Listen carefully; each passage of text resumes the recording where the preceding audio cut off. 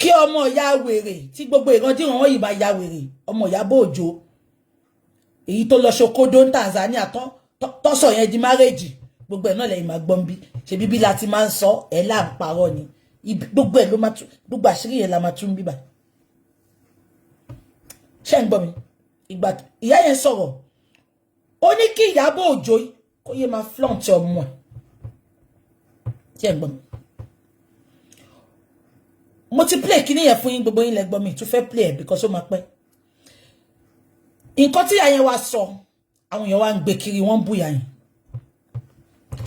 ṣé ti rí màá sọ reason tí ìyá yẹn fi sọ àwọn nǹkan tó sọ yẹn fún yín mo ráwọn èèyàn tó ń sọ pé ṣe báwọn ti sọ fún Ìyábọ̀ kó má sùn mọ́ ìyá yẹn ò jẹ̀bi ọ̀rọ̀ tó sọ fún Ìyábọ̀ yẹn màá sọ fún yín lálẹ́ ṣé rí Ìyábọ̀ Òjó olórí burúkú èèyàn ni aláyé bàjẹ́ èèyàn ni she's a user ìgbà tí ìyá yẹn tó fi Lizzy sílẹ̀ tí ò gbèjà Lizzy mọ́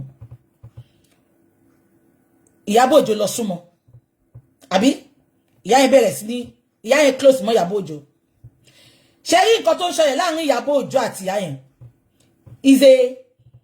is a matter of Ìyábọ̀ Òjó want to eat his cake and have it she wants to eat her cake and have it ṣé Yorùbá yẹn yé yín ṣá Ìyábọ̀ fẹ́ jẹ cake ó tún fẹ́ have Ìyábọ̀ fẹ́ bá ìyá yẹn ṣe sorry Ìyábọ̀ fẹ́ jẹ́ kí ìyá yẹn máa ja ìjà òun but kò fẹ́ súnmọ́ ìyá yẹn ṣé mo reason tí ó fẹ́ fi súnmọ́ ìyá yẹn ìyá àbíkú ápú àti ìjókòó ti afòkúgba ìbátà wọ́n máa ti sọ fún pé má súnmọ́ ìyá yẹn o ṣé ń gbọ́ mi ṣá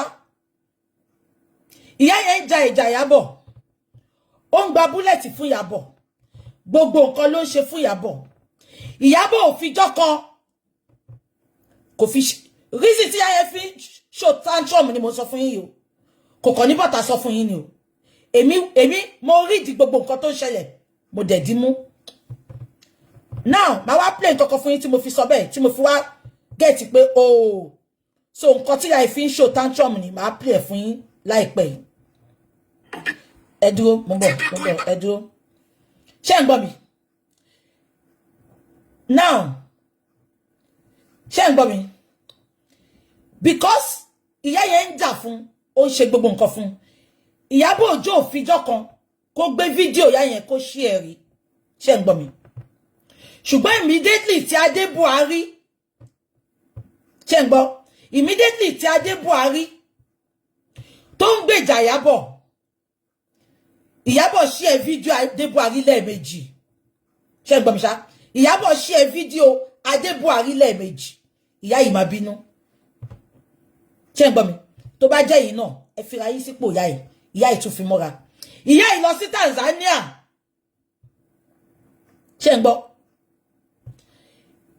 Nkechi àbí kí lorúkọ ọbọ tó fojú bá Ìyábọ̀ sọ̀rọ̀ yẹn pé kó mú ọmọ ẹ̀ kúrò lẹ́gbẹ̀ẹ́ ìyá gbogbo yín lẹ rí fídíò yẹn ìyá fẹ́ dúró sẹ́gbẹ̀ẹ́ ọmọ Ìyábọ̀ báyìí ọmọ yẹn ṣẹ́jú fídíò yẹn lọ viral ìyá yẹn ti ń bínú gbà yẹn ìyá yẹn tún dì mú ẹ máa gbọ́ o Adé Buhari tí ò dú Adé Buhari ò dídì gbèjà ìyá Adé Buhari mo bá yín jà o but tó jẹ́ kẹ́ mi máa sọ tọrọ ẹ lè ṣe show fún mi ní dá yín lóhùn but èmi kàn fẹ́ sọ tọrọ mo fẹ́ clear ni ká tó bọ́ sí nǹkan tá à ń ṣe mo fẹ́ kẹ́ mọ orí èèyàn tí Ìyábọ̀ jẹ́ ni ṣé ń gbọ́ mi Adé Buhari tí ò gba búlẹ̀tì fún ọmọ ìrí tó yẹ pé ìgbà tádé Buhari àti Lizzy jà ládé Buhari ṣe ló ń gbé Ìyábọ̀ tó fi ń jà Ìyábọ̀ ti share fídíò Adé Buhari lẹ́ẹ̀mejì kò dẹ̀ share tìyá yìí nígbà kankan ẹ̀dìyẹn mú ìgbà tí ìyá yìí ń ṣe birthday Ìyábọ̀ òdìdí gbéyà ẹ̀ sórí page ẹ̀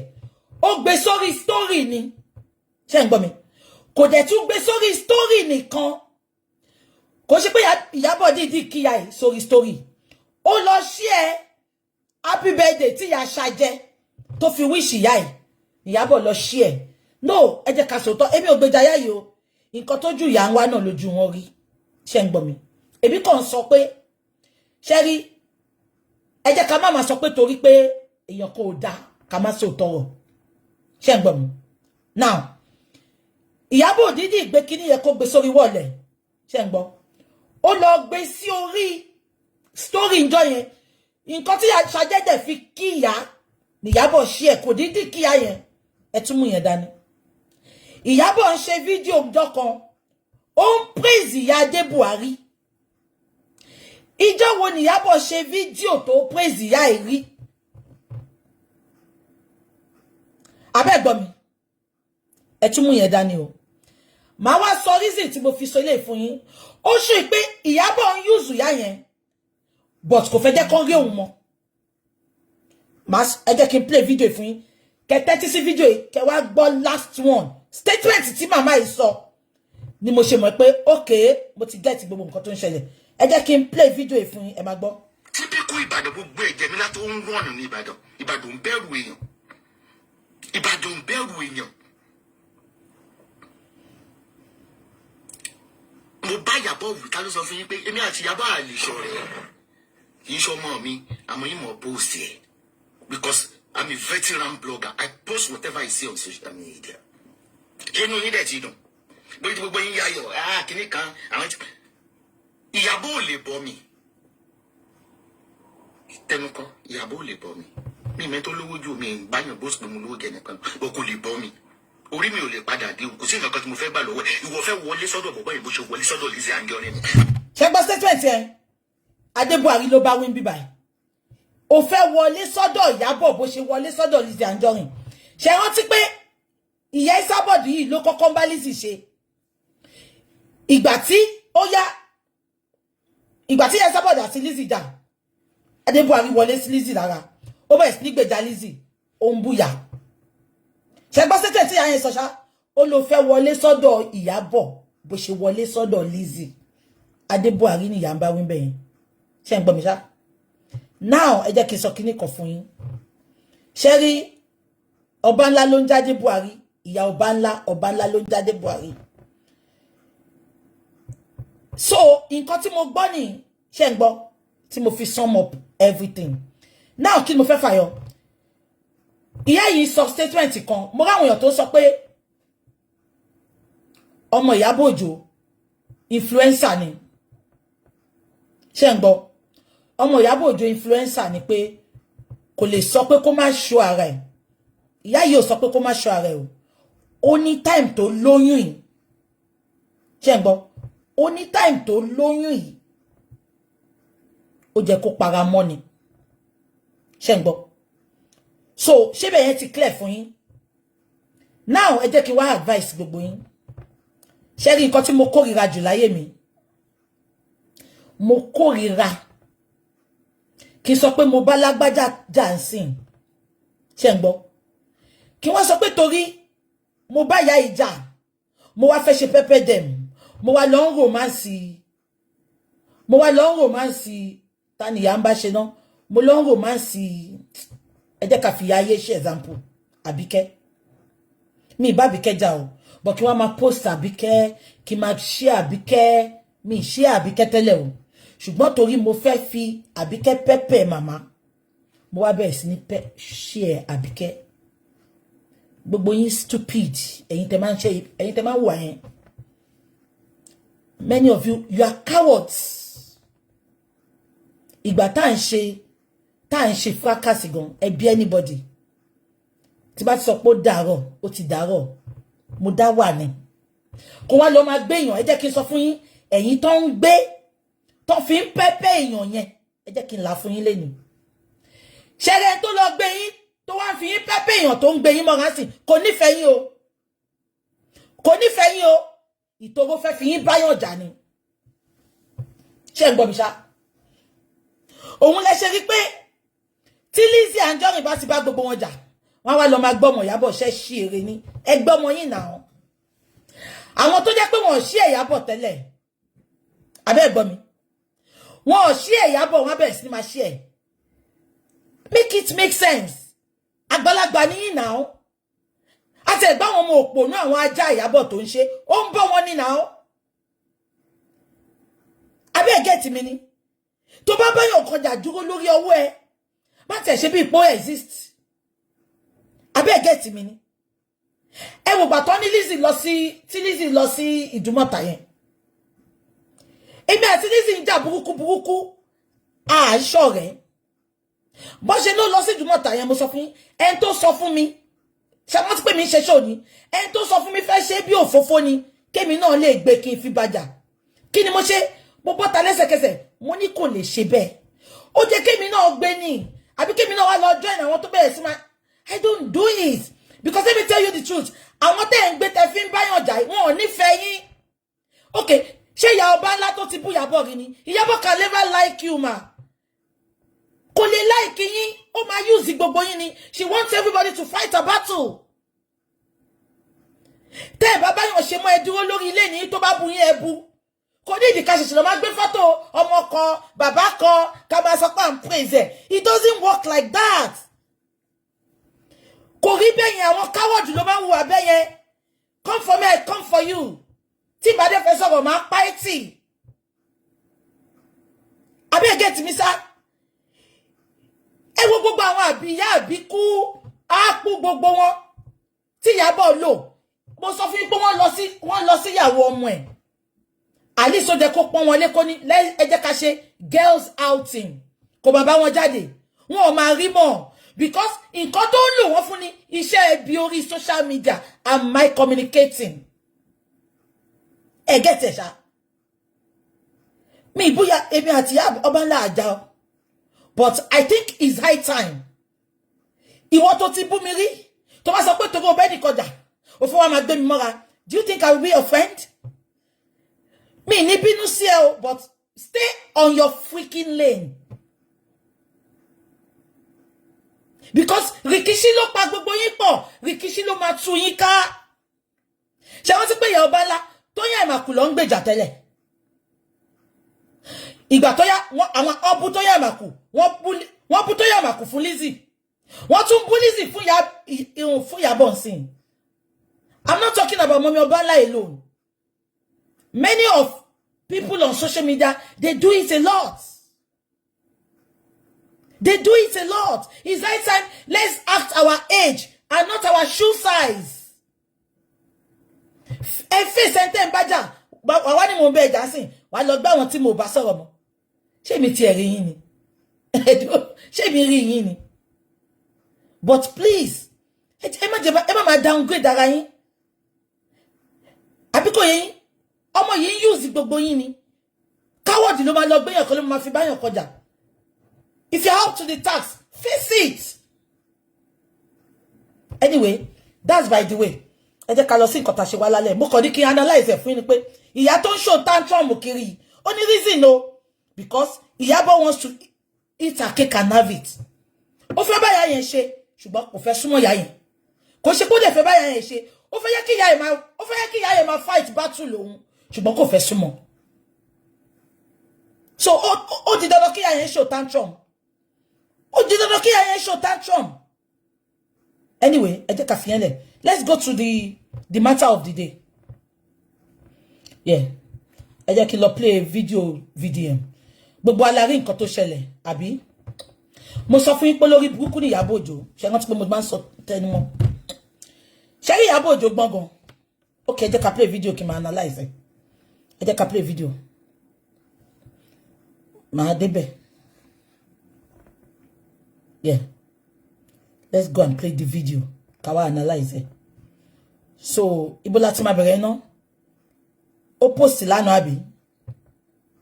Ó dàbí tá náà ìròyìn important. Ẹ jẹ́ ká lọ sí yeah, ẹ jẹ́ ká lọ sílẹ̀. This is the first one. Now, if you notice, I'm putting a lot of energy in vindicating Mali from this case. It is very obvious. It's not something that is hidden. It is very, very obvious. One of the main reasons why I brought this whole thing back is to, number one, vindicate Mali and to actually point people towards the right direction, knowing what I know now. Now, something happened that involved Ìyábọ̀ Òjó, Mali, and a particular meeting recently.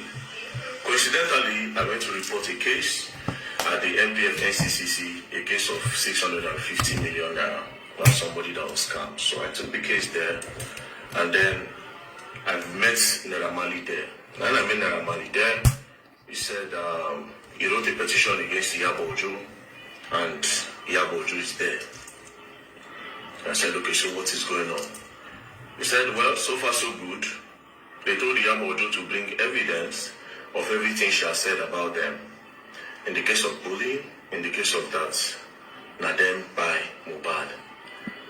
So I said, so how far with the case now? He said that Iyabo Ojo is pleading. I said, pleading how? Like, what's going on? So she's pleading. I said, it doesn't make sense. The Iyabo Ojo I know cannot beg you.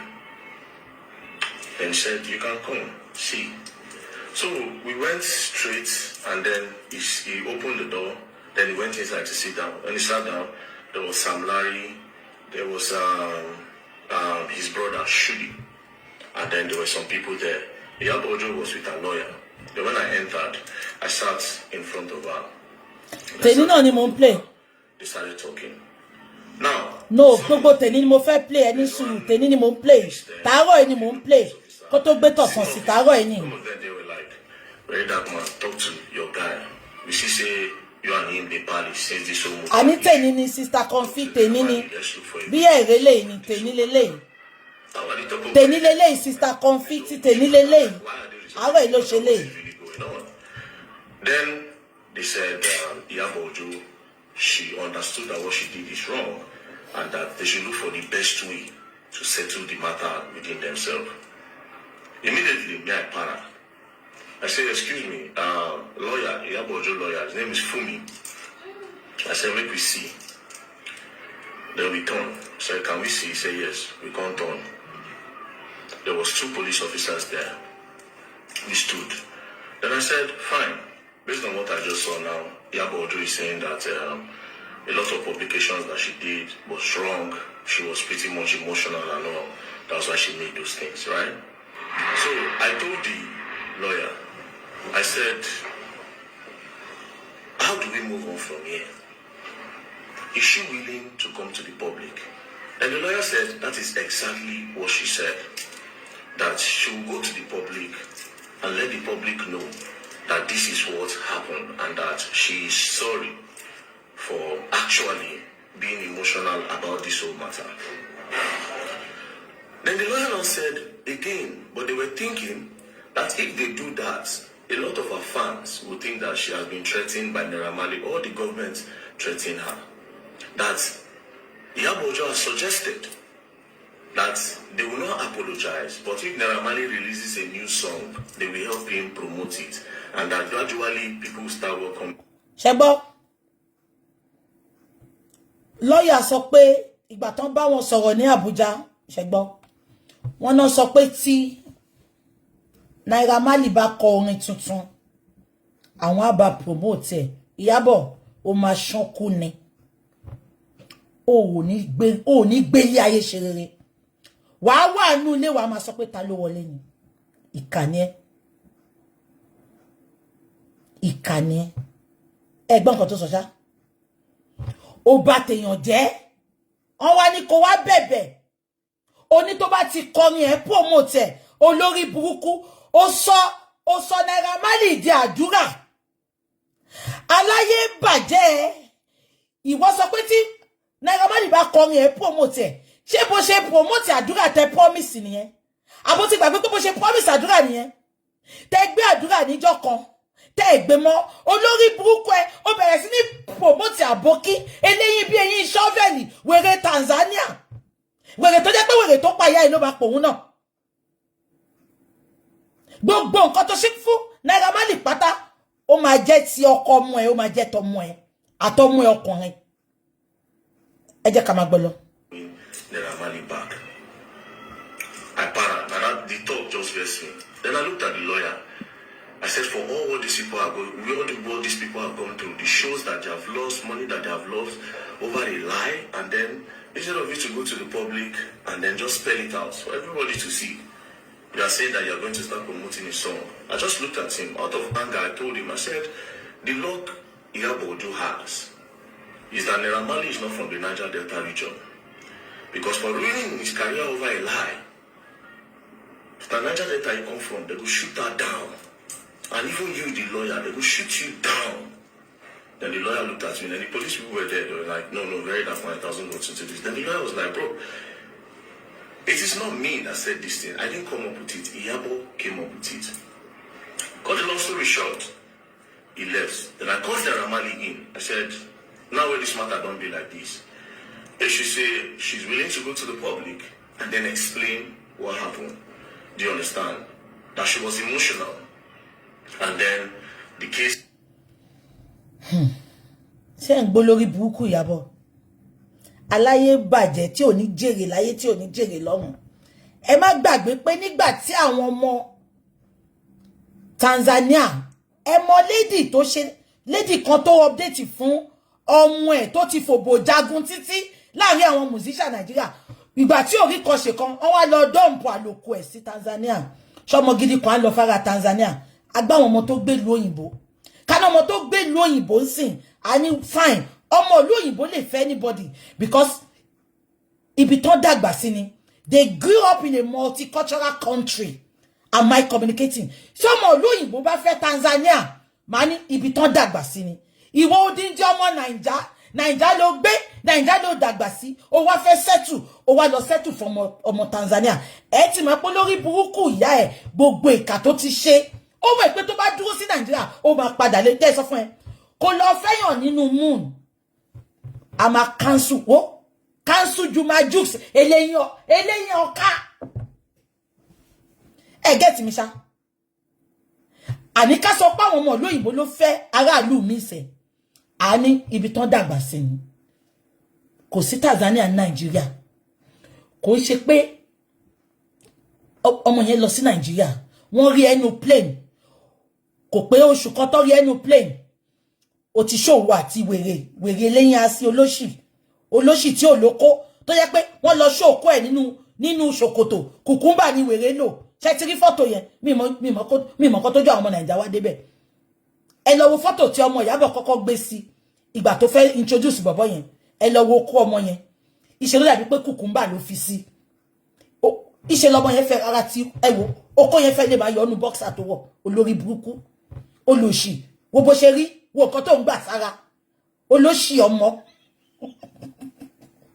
ẹ jẹ́ ká máa gbọ́ lọ ẹ rí fọ́tò yẹn ni ẹ lọ tún fọ́tò yẹn wò ìgbà tó fẹ́ introduce bọ̀bọ̀ yẹn sí wa ẹ lọ wo kó bọ̀bọ̀ yẹn mo sọ pé kùkùmbà ló fi sí ìtorí òun ló mú Ìyábọ̀ lórí burúkú tó wọ swimming trunk òun náà fẹ́ jó ó tún fẹ́ jó kó tọmọ ẹ̀ ń dó ní Tanzania ẹ lọ wo kó bọ̀bọ̀ yẹn sẹ́ ẹ lọ wo fọ́tò yẹn okó yẹn notice ni ojú tẹ̀ ń wo fọ́tò tẹ̀ ń wo pé ó ti lọ́kọ ẹ̀ẹ̀kan àwọn èèyàn ti gbókó yẹn jáde nàgbọ̀nàgbọ̀n báyìí ni olórí burúkú okó tó ní tí ò fi function okó tó ní tí ò fi bímọ at 39 years old ẹ jẹ́ àmà sọ́lọ̀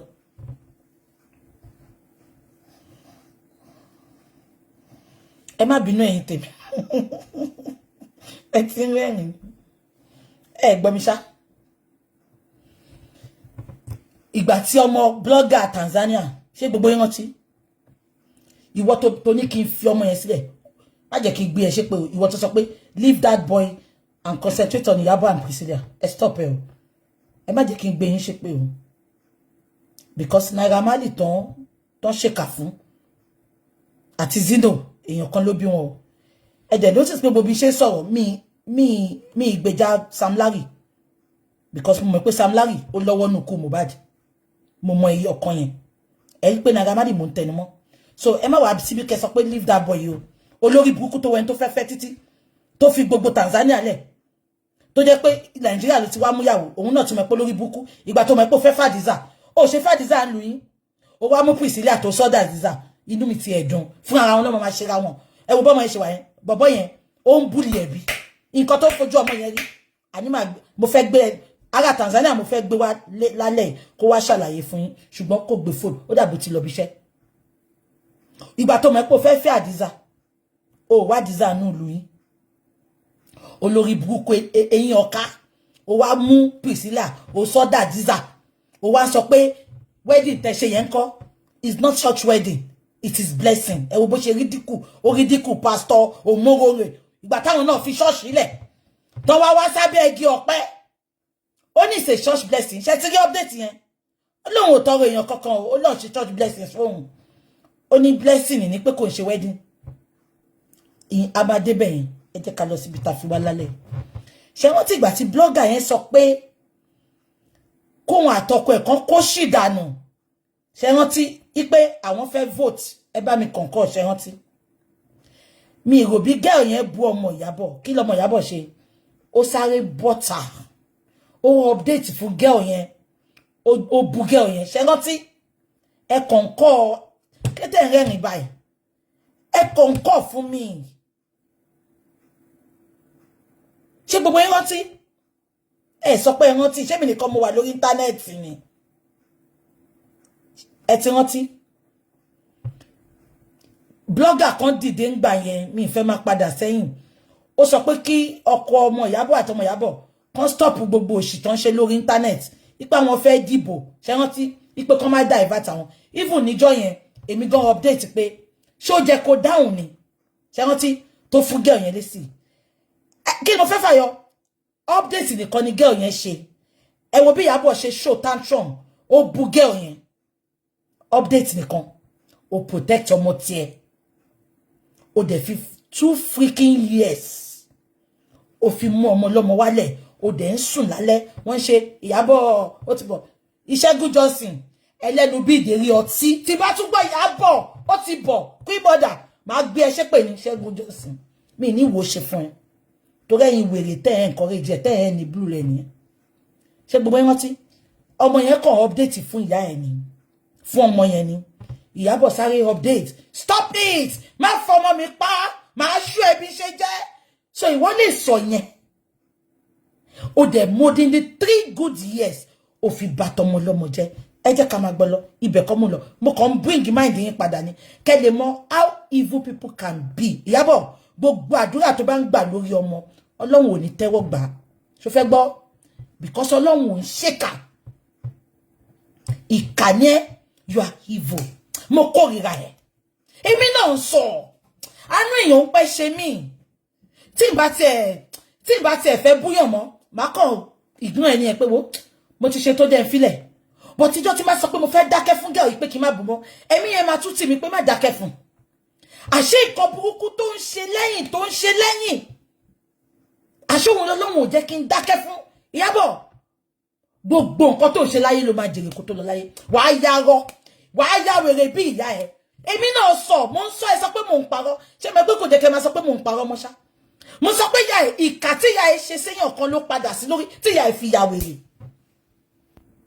ìkà tí ìyá ẹ̀ ṣe ló padà sí lórí how heartless can somebody be ìwọ wá ń gbé ẹnìkan tó lóyún egbére oyún òfò ó ń gbé kiri bó ṣe bí ọmọ ẹ àbí bó ọmọ ẹ ṣe fẹ́ bímọ kọ́ ló ṣe bí Naira Marley ègbé ní fún àti ṣe ọwọ́ Ìyábọ̀ ó ní kúre tó o bá jáde fún mi tó o bá rán àwọn ajá ìsíta ikú máa pa ẹni wọ́n máa fòkó ẹ̀ ránṣẹ́ láti Canada ní ìkànnì ẹ̀ fún ipò tí ẹ̀ dààmú wa ó dààmú gbogbo wa láti 2 years tá à ń wá justice Ọlọ́run ò ní fire fún ẹ wò mí dáadáa don't underestimate the prayer and the èpè ọ̀fẹ́ tí ò bọ́kùnrin sùn ẹ wò mí dáadáa o gbogbo nǹkan tí mo ti sọ lórí íńtánẹ́ẹ̀tì ló ti wá sí ìmúṣẹ ìwọ tó bá fẹ́ forí ẹ gba èpè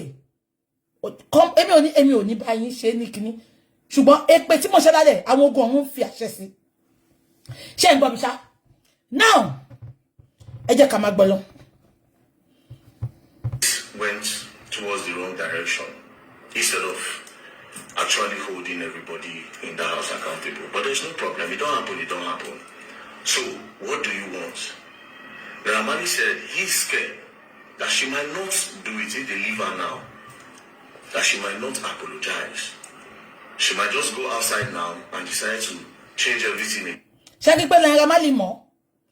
Ṣé rí pé video sọ pé Naira Marley sọ pé tó bá fi sílẹ̀ òun sọ pé kò ní bọ́ta lọ sorry yẹn ó tún máa manipulate àwọn public ni ẹ jẹ́ ká máa gbọ́ lọ. That he knows her character. She's a manipulative person. Ṣé gbọ́ ó ní Naira Marley sọ pé òun mọ̀ dáadáa ṣàmẹ́pọ̀ ti dóra wọn ó ti dóyà ó ti dó ọmọ ṣe rántí olórí burúkú Ìyábọ̀ máa ń parọ́ gan o àwọn olówó ẹ̀ náà ibi ló bá bẹ́ẹ̀ play o. Oníṣẹ́ Naira Marley tí mo ti mí ti pẹ́. Tí n bá àwọn ọmọ mi lọ síbẹ̀. Ó máa fún wọn légbògi olóró. Kò ń ṣe àwọn ọmọ gangan àwọn biological children mi. Ó wá bọ́ta lọ́sàn èmi ò wú ẹ o. Wọ́n ní ó sọ pé kò ń ṣe ọmọ ẹ obìnrin ló ń bá wí pé ọmọ ẹ ọkùnrin ló ń sọ. Ègbé ni fún ẹsẹ̀ olórí burúkú ni ẹ mọ̀ kan tó ṣe parọ́.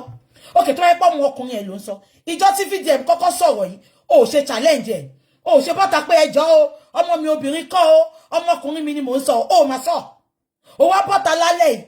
Ó sọ pé Festus no drug. Ṣé Festus yẹn ò jọ drug? Festus tó jẹ́ pé egbògi olóró ló tà ní Turkey. Bọ́sítà kò sọ pé Festus ò sí wọn ò gbé sínú ẹ̀wọ̀n. Bọ́sítà olórí burúkú oná drug ọmọ ọkùnrin. Ìrí tí yàn rí yẹn gan kò jọ drug. Ẹ mọ̀ kọ́ yìí sọ pé ọmọ òun ọkùnrin ni. Ẹ mọ̀ kọ́ yìí sọ pé ọmọ òun ọkùnrin ni. Ṣé ń gbọ́?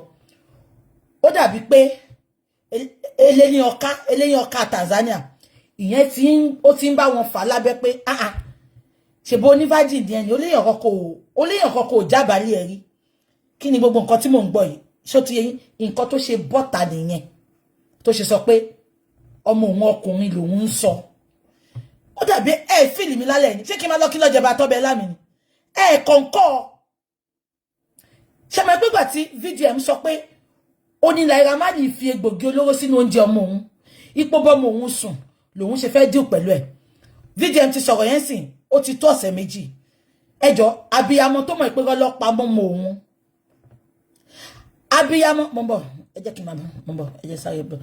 Abiyamọ tó mọ̀ ìpérọ́ lọ́pàá mọ́mọ òun. Ẹjọ́ kí ló jẹ́ kó ṣe lẹ́sẹ̀kẹsẹ̀. A bọ́ta pé irọ́ ni o ọmọ mi kọ́ o VDM I will sue you. Ìjọ́ òun sọ fẹ́ pé ọmọ mi ni ọmọ mi ọkùnrin ni mo sọ bọ̀ kò sọ látijọ́ yìí. Àbí kò yẹyin kò sọ látijọ́ yìí ó wá bọ́ta lẹ́ni ó ná ọmọ ọkùnrin òun ó lóhun lòun sọ make it make sense. Àbẹ́ ẹ̀gbọ́n ni forceful entry. Ó bọ́ta ń dọ́tọ́ sọ pé wọ́n ṣe forceful entry fọ́mọ ẹ̀. Èní ló wá ń bọ́ta àníwà àti Lọ́lá Àlàó ẹ̀ lè kúre. Lọ́lá Àlàó ló ṣì elephantiasis. Ẹ jẹ́ ká máa play ẹ lọ. I told him, I said, well, we'll call the police people in. They called the police people in. We spoke. Some of the police people were saying, if she's willing to apologize, Naira Marley, let's see how this thing is going to be. Then if she doesn't apologize, then they bring her back. But if this thing goes to court, she'll definitely pay dearly because everything, literally everything, bullying and everything was all a lie, right? Videos being doctored, a lot of things. You know, a lot of atrocities happened that time. Naira Marley left. When he left, I sat down. Now something in me told me that something crazy might happen, right? And I went outside. When I came back, they said they needed to see the director of NPF NCCC so that they'll table the matter in front of him and then they can know the way forward. That was that everybody went to the director's office. Iyabo Ojo's lawyer, myself was there, Naira Marley was there, Sam Larry was there, Naira Marley's brother Shudi was there. Now, before the meeting, I just told Naira Marley, excuse me. You understand? So apparently Tonto Dike was coming. I told Naira Marley, excuse me. Naira Marley excused me. Then we went outside. I told him, I said, see, you see this matter? You are not taking it the way you should take it. He said, but he has forgiven. That's na Allah, na go judge. But since she has come forward to say she's going to apologize and let the public know that he does not hold anything against her. Now, me trying to be extra, I told him, I said, no, make them detain her. You understand? I said, make them detain her. He now said, well, that he does not think it will solve anything. I said, if the director is talking, slam the table and let them know that they finished your career. Naira Marley still said that, okay, he's going to do it. Finally, he said he's going to do it. Then he now entered. When he entered, Tonto Dike entered. We all sat down. I moved, I sat down because the conference table, Sam Larry was here, Iyabo Ojo was here, Iyabo sat down here, Naira Marley sat down here, Tonto Dike was here, Naira Marley's brother was there. They started talking. While they were talking, she apologized. Now, Sam Larry Now, Amali asked her one question. First, now Amali asked her one question. He said, in everything you have said about me, is there no one thing that is true? Is there no one thing? And I said, you said, at least let one thing be true. Let me know that I'm a bad guy. At this point, I swear to God, I almost cried. Let me play. I felt very emotional. With that one question, he said, you said. Sherry, mo kí ìgbà mi mo máa ń bínú sí nǹkan tẹ́ máa ń sọ. Ẹ ló fẹ́ lọ jà asylum ní Canada. Make it make sense. On what ground? On what ground? Ibi tẹ́ ti fẹ́ lọ jà asylum ṣé ní béèrè nǹkan tó ṣẹlẹ̀ ni. Ṣé òbí kọ́ bọ́kọ̀ ṣe máa ń fún yàn wé nìyẹn ṣá. Please ẹ jẹ́ ká àwa onílàkàyè là ń wà lórí platform yìí. Ẹ má yẹ ká máa sọ̀rọ̀ bí àwọn olórí burúkú ajá Ìyábọ̀. Àwọn illiterate. On what ground? Ṣé gbogbo èyí tí Ìyá Adébùhárí update yẹn tó sọ pé gbogbo ilẹ̀ ló gbà ní Canada. Wọ́n tàn candle. On what ground? Ṣó fẹ́ pa ni? Ó parọ́ ó bà kàrí èèyàn kọjẹ́, ó wá ní ó sá lọ, ṣó fẹ́ kò ṣe gbogbo ilé náà máa fi wọ́n now. On what ground? Gbogbo ayé ló ti mọ̀ pé oníṣẹ́ ibi ni Ìyábọ̀. Báwo ló ṣe fẹ́ rìn? Ẹ má máa sọ gbogbo nǹkan báyìí náà bẹ́ ṣe ń pariwo pé Wùnmí náà lọ jà asylum níbo. Mo sọ pé Nàìjíríà tí ò ní tó wà lawless. Nàìjíríà tó jẹ́ pé lórí burúkú ni wọ́n. Ibẹ̀ ni gbogbo wọn ti lè ṣorí burúkú tó ń ṣe yìí. Wọn ò bí àṣànàdá kókó Nàìjíríà. Ṣé mo sọ pé Ìyábọ̀ fẹ́ sneak ẹ̀ bọ́ta nù Nàìjíríà ni? Kò ṣe try ẹ̀. Kò ṣe try ẹ̀. Mo rí tí ìyá ọba ńlá sọ pé gbogbo àyè ló gba anything. Nǹkan tó àwọn máa ṣe anything fún ẹ. Ìyá ọba ńlá. Ìyá ọba ńlá mi bú yín o. But mi ní kẹ́ má support ẹ̀ tẹ́ fẹ́ support. Let me clear myself tonight. But ṣẹ́tìrì tí ó ẹ̀yin àgbàlagbà tẹ́ bá wà nílùú. Tẹ́ bá lè call a spade just because you want to fight somebody is disappointing. Wọ́n nágbà kí n wà lọ́jà kórí ọmọ tuntun wọ́. Mọ̀mí ọba ńlá. Mo mọ̀ pé ẹ fẹ́ fi Ìyábọ̀ bá Lizzy jà ni. But you should have done it in a good way. You kept updating, you kept lying, you kept supporting evil. Ìyá ọba ńlá. Ìyá Dublin yẹn lè mi feel pé jẹ́ kó ṣe nǹkan tẹ́ ń ṣe. But at the time, ìyá yẹn ò lè stand the nonsense mọ́. Ìyá yẹn sòtọrọ. Mọ̀mí ọba ńlá. Kò sí bẹ́ ṣe lè fẹ́ fi jà tó. Àwọn kọ́kọ́ wà ó pè kẹ́ má gbé. Ó pè kẹ́ má update ẹ̀ kẹ́kọ̀ọ́ look away. Ẹ wá update.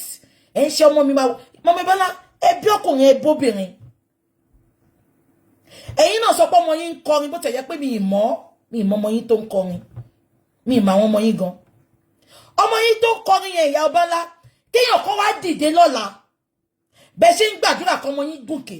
Kéèyàn kan wá dìde lọ́la. Kó wá parọ́ mọ́ níbi tó bọ̀ tó ti ń kọrin yẹn. Kó wá sọ pé kó cancel ẹ̀, kó má gbọ́ ohun ẹ̀ mọ́. Mọ̀mí ọba ńlá ṣé bẹ́ ṣe máa support ẹni tó sọ bẹ́ẹ̀ yẹn ni. Mọ̀mí ọba ńlá má jẹ́ ká máa ṣe báyìí. Naira Marley kọ́ ló ṣẹ̀yìn. Ẹ fèsì ẹ̀yin àtẹni tó ń jà. Mi ní kẹ́ má búra yín kò sí èyí tó kàn mí. Ẹ ríra yín lẹ bára yín ṣe. But tí pé kí wọ́n máa lo gbogbo nǹkan tí Lizzy bá ti support àbí tó bá ti sọ pé òun náà support kí wọ́n máa fi bá no Mọ̀mí ọba ńlá. Ẹ bí ọkùnrin. Inú mi dẹ̀ dùn pé ọmọ yín náà ń kọrin Mọ̀mí ọba ńlá. Kódà please. Ẹ ti ṣe show náà gbàtà kọ́kọ́ bẹ̀rẹ̀ justice. Kò sí èbúté ìbú bàbá Mohbad. Kò sí èbúté ìbú bàbá Mohbad. Gbogbo ilé ìtawà rí pé ó ń ṣẹlẹ̀ ń sìn nǹkan.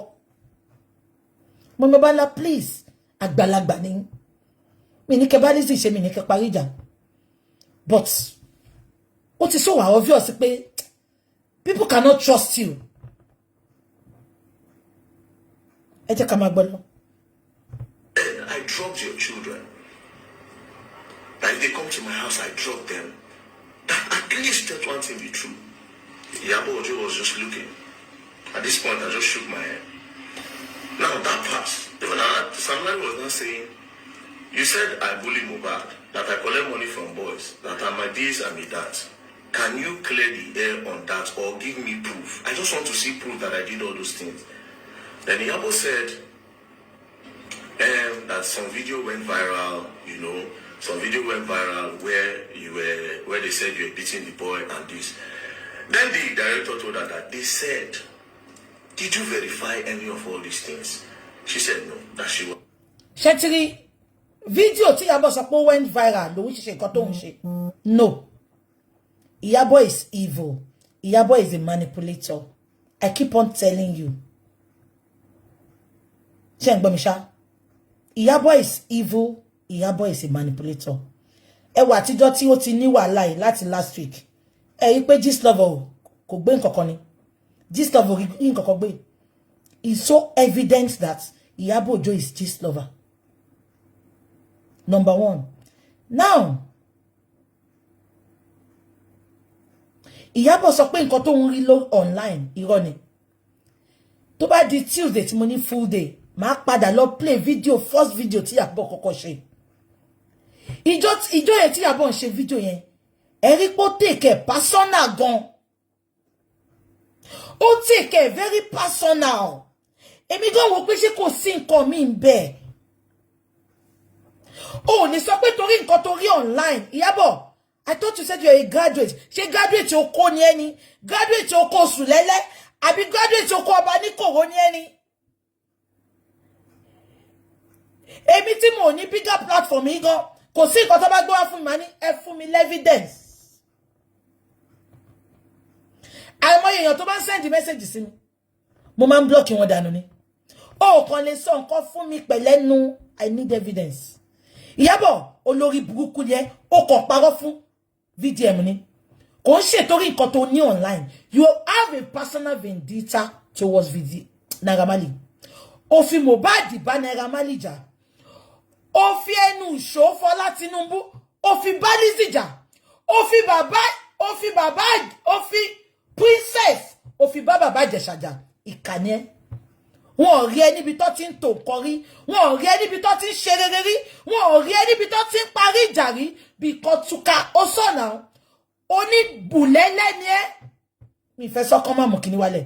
Ó ní tó bá kórìíra, ó máa bùlẹ́lẹ́ ni. Ó ní ṣoríire. Tó bá bí ìyá aláìyá ẹ̀dá. Naira Marley sọ pé Èkó dùn máa bọ̀ ńlé. Tó bá bí ìyá ẹ̀dá lọ sílé. Olórí burúkú. Ó tún fẹ́ gbé wọn mọ́ra. Single mother lòun. Òun ní medical problem ẹ ló máa pa ẹ́. Ó ní dúró ṣe ìyá àwọn ọmọ ẹ̀. Bó ṣe jẹ́ kí ìyá Naira Marley kó gbádùn Naira Marley. Ọdún méjì going to 3 years. Ojoojúmọ́ ni ìyá Naira Marley máa ń ké. Tó máa ń ké sí Ọlọ́run. Ìyá yẹn á kéwú. Ẹ jẹ́ ká máa gbọ́ lọ. So kí mo fẹ́ fàyàn bẹ̀ yẹn? Kò ń ṣètòrí nǹkan tó rí lórí line. You can tell that to your daft. Àwọn olórí burúkú tó ń tẹ̀lé ẹ, àwọn ajá tó ń tẹ̀lé ẹ, àwọn elébi tó ń tẹ̀lé ẹ, àwọn yẹn ni kò sọ yẹn fún. Àwa intelligent people la wà lórí platform yìí. Ẹ jẹ́ ká máa gbọ́ lọ. Ẹ má gbàgbé o, nǹkan tó rí lórí line. Kẹ́lẹ̀ wọ́n pé girl yìí ó burú gan, ó evil gan. Nǹkan tó rí lórí line. Publicly ló declare pé you are a Malian. Publicly ló gba flower. Publicly ló fún ẹ lówó. Publicly ló sọ fún wa pé ọmọ ẹ máa ń lọ sílé wọn mo dẹ̀ bí ẹ́ mo ní ṣe lè Naira Marley jẹ́ Shoprite ni. Ìwọ tó wá sọ tó jẹ́ pé o ti pè ẹni lọ́rẹ̀ẹ́ ṣé ń gbọ́ mi. Ó wá sọ pé orí kíní yẹn online. Ẹ jẹ́ ká assume pé orí online lóòótọ́. Ẹ jọ kí ni first point of contact tó jẹ́ kẹ́ ṣe? Ẹni tó pè lọ́rẹ̀ẹ́ kí ló jẹ́ kẹ́ ṣe?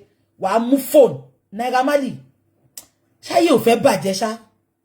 Mo rí fídíò tó ń lọ viral. Mo fẹ́ bọ́ta. But kí n tó bọ́ta, Naira Marley jẹ́wọ́ fún mi. Àmọ́ bá ṣe máa ṣe. Jẹ́wọ́ fún mi. Ẹ gbọ́ mi ṣá. Àbí ṣé mo ṣì sọ? Ẹni tó gbé flower wá fún ẹ.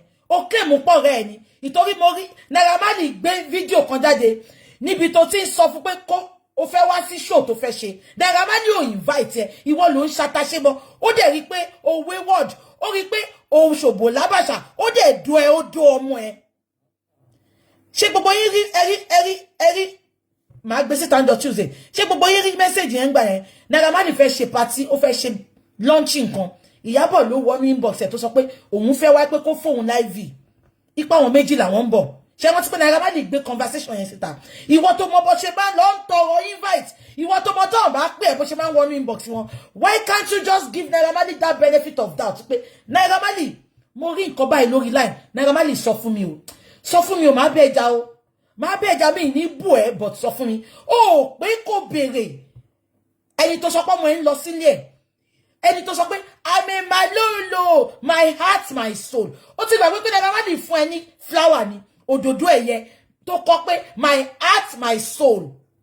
Ibo ló fi gbogbo yẹn sí? Ó wá sọ fún mi pé ó kàn rí lórí line, irọ́ ló padà. Ìdókìdó tó dú ẹ tó dú ọmọ yẹn, òun ló dùn ẹ tó fẹ́ fìyà jẹ. Ó dẹ̀ lè fìyà jẹ because kọ́kọ́ ló sọ pé kí wà tọmọ ẹ ṣòbò lábàṣà. Ẹ̀yin lè ṣòbò lábàṣà ṣó lọ lé ẹ̀rí ni. Onímálíànù ni ẹ, olóore ẹ ni kò dé lé ẹ̀rí. Àrí kó wá lé ẹ̀rí, olórí burúkú ẹ, ìwọ ló ń wọnú inbox, àtàṣe ẹ pọ̀, olóṣì ọmọ wèrè elébi. Òun ló ṣe parí ayé ẹ̀ sọ́dọ̀ bàbá jẹ́gẹ́jẹ́gẹ́. Ìyẹn dàbí àsáró tí ò lè po. Orí ẹ̀ dàbí, ó dàbí snooker table. Ẹ jẹ́ ká máa gbé lọ. Just seeing the videos. The Samari said, you must give proof. Me, I won't prove. Because they constantly bullied me, insulted my children, finished my name. It's not that I'm a strong person. I've done depressed. Who knows? Maybe I've done this suicidal. You know? So they were talking. At the end of the day, Iyabo Ojo pleaded. Sam Larry cried. The gangster cried. He cried. He was just looking at her. He cried. Then Iyabo Ojo now said, Emma Binu. Anyways, he now came out. The director now said, so how are we going to move further? She now said, they should give her 2 weeks. Let her and her lawyers draft something in order to clear the name of this guy. So they'll draft something and they'll come back. The director now asked Naira Marley, is this okay? Naira Marley now said, there's no problem, provided she's willing to do the right thing. That was how Iyabo Ojo left. When Iyabo Ojo left, do you understand? That was when we now had our own private meeting. Because one of the main reasons why I was there was because we have to put hands together and let the public know what's up. Ẹ wo, ẹni tó ń try láti cover shame ẹ̀, òun gangan ni gbogbo àwọn olórí burúkú ajá ẹ̀ wá ń gbé pé ó manipulate. Ṣé ọ̀rọ̀ mi yé yín ṣá? Ṣé kí gbogbo nǹkan tí bọ̀bọ̀ ìṣe ṣá? Ṣé mo pa àwọn tó ń tẹ̀lé Ìyábọ̀ Ògbóyìnbó so kò lè yé wọn. Ẹni tó ń try láti cover shame ẹ̀ láti gbálẹ̀ lọ́wọ́ Naira Marley.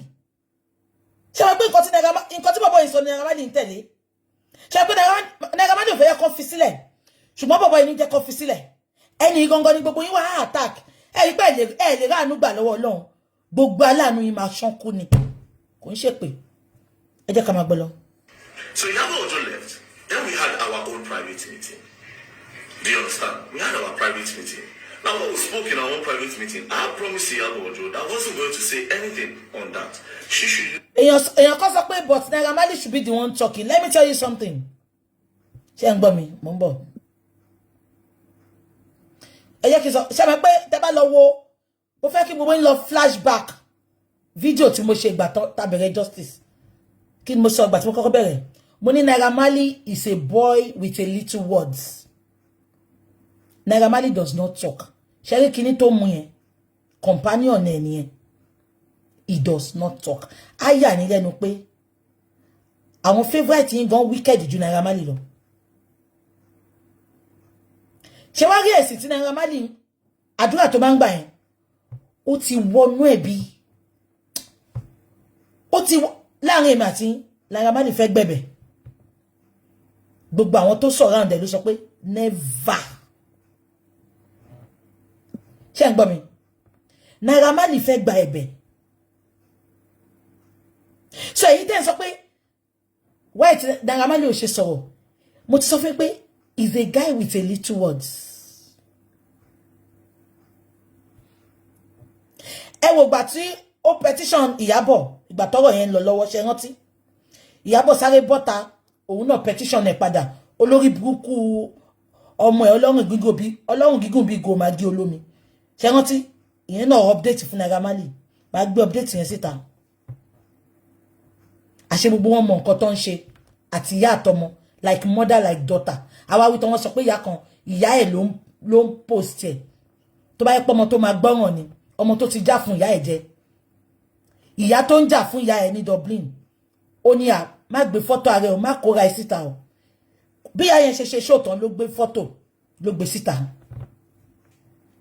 ìgbà ton láṣọ àgbàlagbà lórí ko pé kí no fẹ́ ṣe fóun olórí burúkú ọmọ validation yìí náà ni àti ìyá àtọmọ òṣì tẹ́ ṣe tó fodidi Naijale tó yẹ pé Tanzania ló ti lọ rọkọ ẹnu wọn máa ń run garlic ni ẹnu wọn máa bí garlic ló ń jẹ nìkan ni tó ń jẹ ẹnu wọn máa ń run garlic ni wọn gbé nǹkan rere ṣe ní Tanzania ẹ mẹyàn gidi kan Diamond gan tó wá láti Tanzania mo ní màá mú bàbá Mohbad kí n tó mú Diamond ó wá fi gbogbo ìgbésí ayé ẹ bí Naija ṣe dùn tó yẹn Naira Marley sọ fún yín ó ní Naija dùn kẹ́ máa bọ̀ ó wá fi gbogbo ìgbésí ayé lẹ̀ ó ta religion ẹ ó ta orúkọ ẹ ó ta ìyá ẹ ó ta ìlú ẹ ó wá lọ bá ẹ̀yin ọ̀ká tó jẹ́ pé àbídà tó sọ ẹ̀dà yẹn àbí àdísà tó sọ ẹ̀dà yẹn ó ti mọ̀ pé ìyàwó ó ti mọ̀ pé lómi ti lóyún síta ó ti mọ̀ ibi ni màá bá yín gbé wá ẹ̀kún gbà mí gbọ́ ẹ jẹ́ ká máa gbọ́ lọ.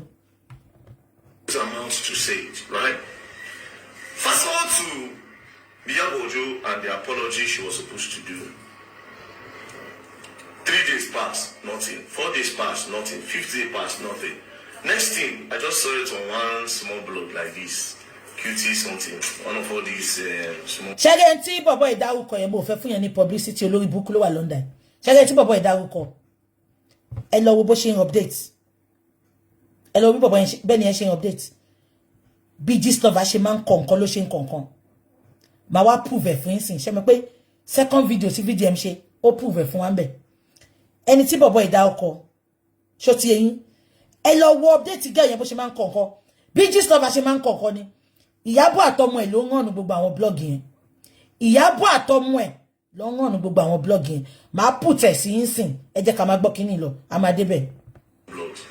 That Iyabo Ojo was invited. Naira Marley was now begging her that he should clear her name. Immediately, I suspected something fishy. I was called that out, right?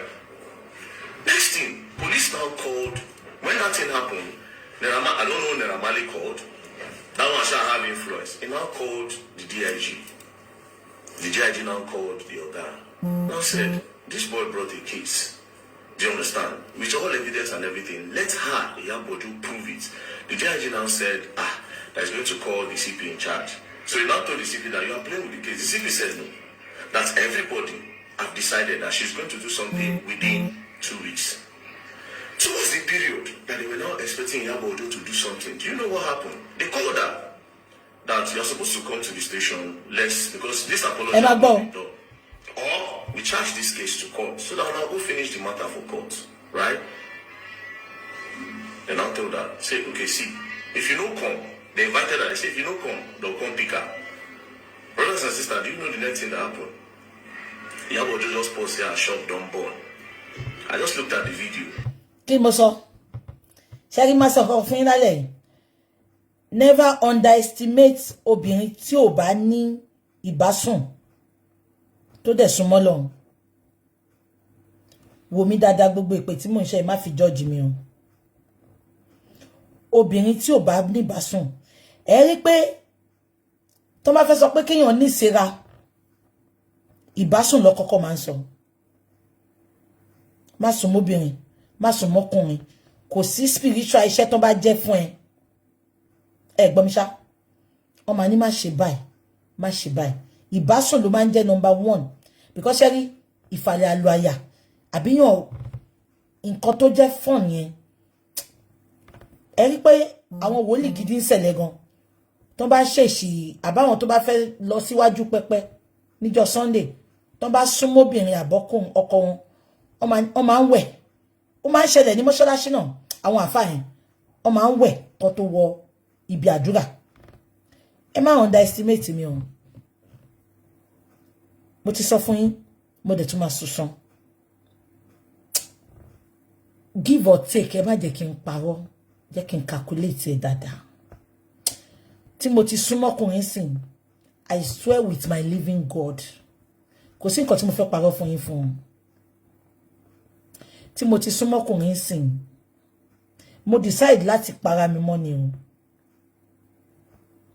for many reasons má dẹ̀ sọ kan nú ẹ̀ fún yín. Ìgbà tá bẹ̀rẹ̀ fracas ní 2016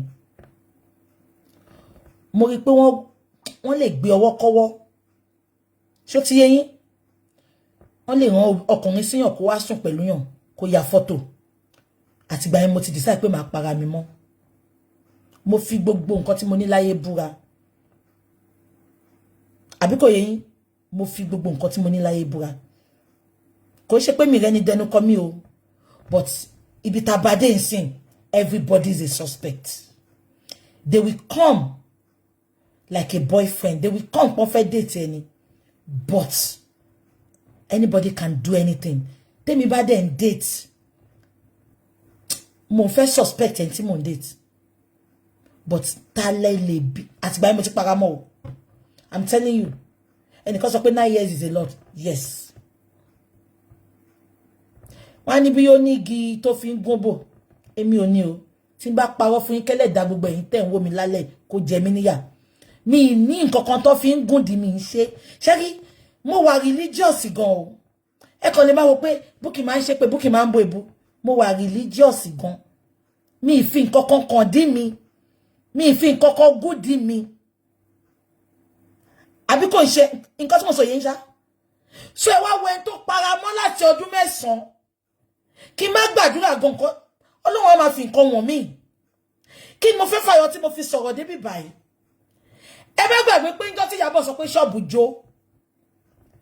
Many people ń bá dárò. Wọ́n ń kẹ́. Mo lọ káàkiri mo wò pé ṣáwọn èèyàn fọ́ lójú ni wọ́n rí pé fake lọ́mọ yìí show wọn ni. Mo dẹ̀ update lẹ́sẹ̀kẹsẹ̀. Mo ní ẹ má dánú irọ́ ló pa. Mo ní ẹni kó lọ mú. Ṣẹlẹ̀ pé dé ní kò sọ nǹkan tó jó ṣọ́ọ̀bù yẹn. Mo ṣẹ́rí mo já gbogbo ràwọ̀ ẹ̀ mo nírọ́ ló ń pa ṣọ́ọ̀bù ẹ̀ òjò. Ṣé bó ní fídíò ń confirm yìí àṣẹ gbogbo ògbà yẹn wọ́n ti sọ pé kó bọ́ta wá bẹ̀bẹ̀ kò fẹ́ bẹ̀bẹ̀ kí ni mo sọ fún yín pé Ìyábọ̀ àtọmọ ẹ̀ máa ń ṣe social media blackout tó bá ti rí pé àwọn ti fẹ́ kó sí kòtò àbí àṣírí àwọn ti fẹ́ tú ìgbà yẹn ló máa sọ pé nǹkan kan ṣẹlẹ̀ ṣẹ́rí kò ohun Ìyábọ̀ Òjó kó sáré gbé oyún ọmọ yẹn síta ìtorí nǹkan tó ń ṣẹlẹ̀ yìí lọ́n ṣe sọ pé àwọn ti bímọ wọ́n fi ṣe pity party fún gbogbo ayé ni kọ́ má bàa bú ṣe rántí pé mo sọ fún yín wọ́n pè ní social media blackout wọ́n fẹ́ gbé nǹkan kan tó máa cover nǹkan tó ń ṣẹlẹ̀ yẹn nǹkan tí Ìyábọ̀ ṣe nìyẹn ìgbà tó sọ pé ilé jó ẹ rí pé lẹ́sẹ̀kẹsẹ̀ tá a já irú ẹ̀ kò sọ̀rọ̀ ń pa ẹ̀ mọ́ àwọn olórí burúkú tó ń gbé wọn gbé ó tún wá yá ṣẹ́rí kan tí fídíò ṣe sọ pé òun ò ní sọ̀rọ̀ mọ́ nípa kíní yẹn gbà ẹ̀ mo sọ fún yín gbogbo nǹkan tó lọ fi bẹ́ẹ̀ nìyẹn pé ṣé o mọ̀ ẹ́ pọ́mọ ẹ ṣẹ̀ṣẹ̀ bímọ ni kí ló máa mú Ìyábọ̀ tọ́mọ ẹ ò tí ì bímọ tó dẹ̀ sọ fún gbogbo ayé pọ́mọ ẹ ti bímọ social media blackout ló ń pè Ìyábọ̀ àtọmọ ẹ ó ń wá a lot of things láti cover up fún gbogbo nǹkan tó ń ṣẹlẹ̀ òun ló ṣe sọ pé léjó ó dẹ̀ rí pé àbá ẹ̀yẹ mo ní ẹ má dá lóhùn o ṣe lọ́sí pé mo kọ́kọ́ update mo ní rọ́ ló ń pa ẹ lọ wo page mi èmi ni mo kọ́kọ́ update nínú gbogbo èèyàn tó wà lórí internet èmi mo kọ́kọ́ jára wọ ẹ̀ mo update mi ìṣẹ́ṣọ́ ǹdọ́ yẹn very lengthy update ni mo ní wọ́n sọ fún wa pé àwọn fireman ló tètè débẹ̀ nílé kíta wa mọ̀ yẹn tẹ́ bá pe fireman wá ní kò sómi ṣí àkàn àti tébù kan lójó ẹjọ́ kí Ìyábọ̀ ṣe fi gbogbo inú ṣọ́ọ̀bù wọn wá àṣírí ẹ̀ tún bẹ̀ yẹn social ẹ̀kọ́ sílẹ̀ ẹ̀kọ́ sínú diary yín social media blackout ló ń pè ọmọ ẹ̀ máa ń ṣe gan ẹ rí pé nírọ̀lẹ́ yìí sìn bí VDM ṣe tó tán ọmọ ẹ̀ tún ti gbóyún jáde ó ṣíkùn sílẹ̀ social manipulation ni ọmọ yẹn ti já fún ìyá ẹ̀ jẹ manipulation ni emotional blackmail ló ń pè because ṣẹ́rí ti lẹ́tà yẹn náà irọ́ ni o ìtorí Naira Marley ó ti ní kó lọ bẹ̀bẹ̀ ṣẹ́rí lẹ́tà yẹn Naira Marley ló fẹ́ direct ẹ̀ sí pé ó rán ìròyìn sáwọn àwọn ló kọ lẹ́tà yẹn o because mi ìríbi téèyàn ti kọ lẹ́tà tó tún sign tó tún kọ date ó wá sọ pé wọ́n ti ń threaten ìyá òun láti May ìyá ẹ̀ wá gbé lẹ́tà síta ní July make it make sense social media blackout ni wọ́n fi pé bèbí ò tí ì ṣẹ́jú ẹ mọ̀ ó fi pé Ọlọ́run yìí ń gbà fóun ṣùgbọ́n àwa ọmọ ọgbọ́n àti jí ẹ jẹ́ ká máa bọ́ lọ. I just shook my head. She now did a write-up. Immediately she did that write-up, and I also made a video that there was an agreement. We met. You understand? That was what triggered me to say we met, and we said a lot of things. But God will judge. I said God will judge. That's what touched me to say God will judge. Then I ended it. Ti rí ohun tí a mú wá fún wa lénìí, ẹ bá wa like, ẹ bá wa share, ẹ bá wa subscribe sí Orí Òjíṣẹ́ TV, ẹ bá wa tẹ notification bell so that a bá tún mú àwọn àkọ̀tun wá fún wa, ẹ̀yin lẹ́ ò kọ́kọ́ máa rí títí di ìgbà tá ò tún máa pàdé lórí Òjíṣẹ́ TV. Ó dàbọ̀.